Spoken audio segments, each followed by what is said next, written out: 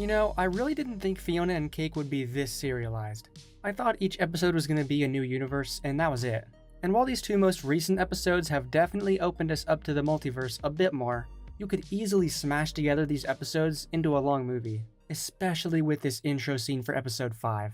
You know, I love myself a good cold open, and this is one cold open. Okay, bad joke, but it really was a stroke of genius showing us this scene with Farmworld Finn icing this poor family. I love how they really lean into the horror element of the ice crown here. But I hear some of you casual fans saying, huh? What? When?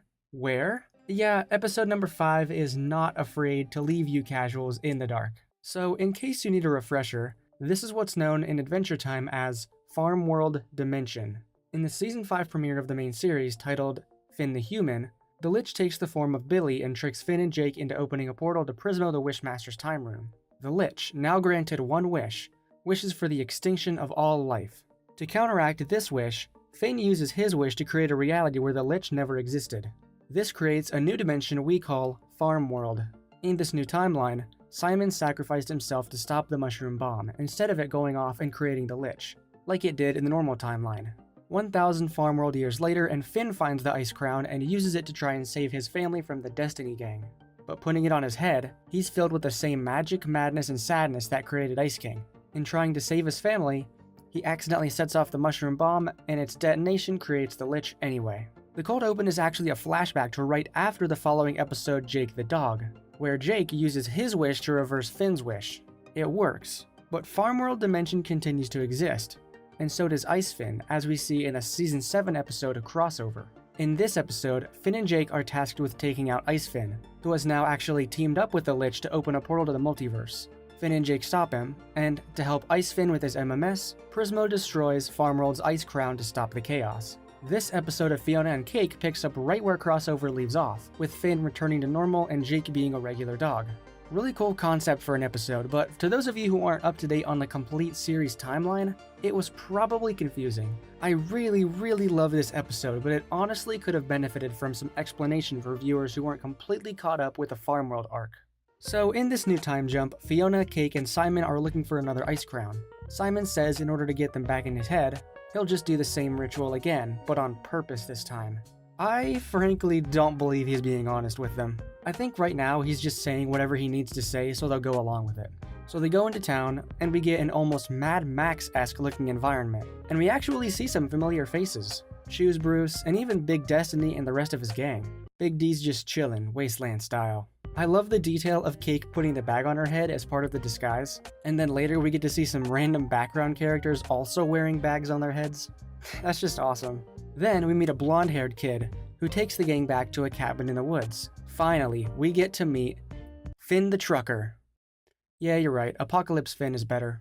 We get to meet his 4 kids, and one of them is a redhead, while the other 3 are blonde. They say that their mom is dead, although the hair makes you wonder, who was the mom?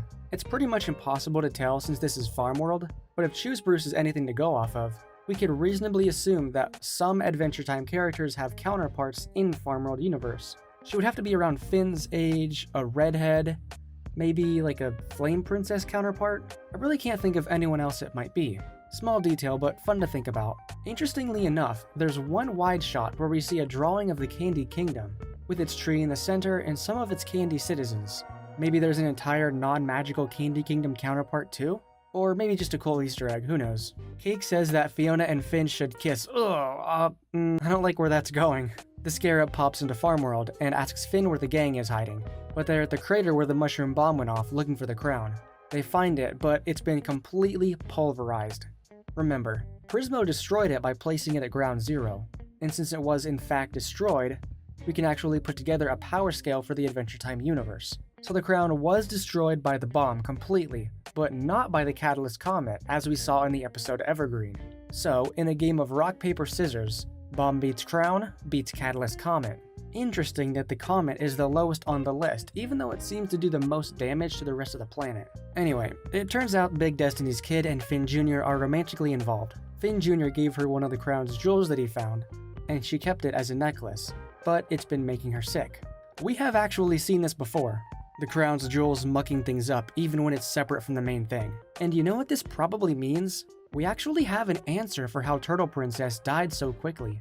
The Ice Thing used one of its gems to make a wedding ring for her, and after she wore it for long enough, its mere proximity to her body eventually killed her. Big D and Finn show up to stop everything, but so does the Scarab, and damn, Apocalypse Finn's got a flamethrower hand, fuck yeah. But he also bites the dust, hardcore. Simon, Fionna, and Cake and the Scarab all get teleported to another universe, and the episode ends. What a phenomenal episode. I love this chance to revisit Farmworld one last time. And I'm really curious about the state of magic in this world though, because the bomb still went off, right? Sure, the Ice Crown was destroyed, but the mutagenic bomb still went off. The Lich was destroyed by classic Finn and Jake, but technically magic still exists because of the bomb's effects. Or is this episode implying that the Lich himself birthed magic and not the bomb? That would explain Farmworld Lich's Jake farm having stretching powers in crossover. So if you don't know, Jake got his powers from this guy, a being from another dimension. But the Lich himself, being the catalyst for widespread magic, would explain why he's able to stretch, even though this Jake never got bit by this other dimensional creature. Or maybe he did, but it required a magical kickstarting like the Lich to activate. I'll link the Uncivilized Elk video on this topic. Honestly, it's ultimately more likely that magic does exist in Farmworld because of the bomb, but it just takes a long time to take root and spread across the land, who knows. The second episode definitely isn't as lore heavy, but it's still a really fun time. We open this one with the non-magic Prince Gumball, or Gary, getting into Fiona's apartment. And someone filled this episode to the brim with Gary x Marshall Lee shipping fuel. And it honestly really works. Their chemistry is off the charts. We won't be following them in this recap, but I'm excited to see more of them in the last few episodes. Also, that LSP cameo had me dying, bro. The new universe that everyone got transported to was an alternate OO where the Ice King is sane and Princess Bubblegum is kidnapping him.